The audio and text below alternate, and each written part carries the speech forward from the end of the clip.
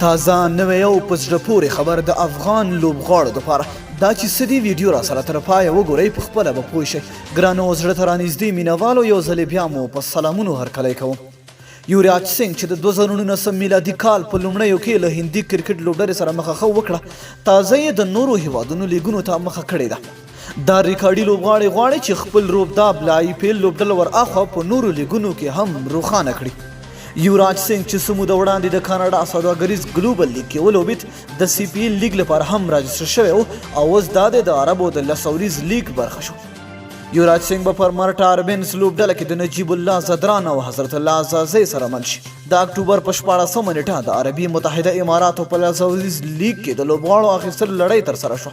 د لیګ کې سلګونه لوبغاړي د اخیستلو په پار بولۍ ته وړاندې شول چې له ډلې شاوخوا 10 افغان لوبغاړي هم واخیستل شول.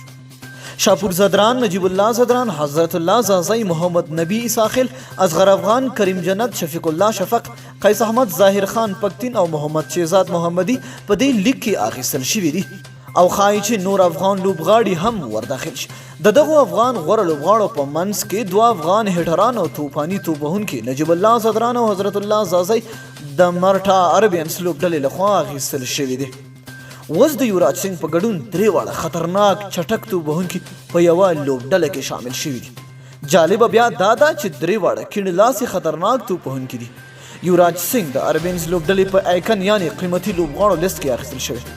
یوراج سینګ په T10 لیګ کې ولوبېدل د ځان لپاره ستر ویاړ بللی دی او په دې اړه د مرټا اربینز لوبډلې څښتن څخه هم مننه کړې ده. بل پلو د مرټا لوبډلې څښتن سهیل خان یوراج سینګ د نړۍ یو له غوره لوبغاړو بللی. نو ډیره مینه او مننه چې ویډیو مو سره تر پایه ولیدله. تر بیا ښې چارې.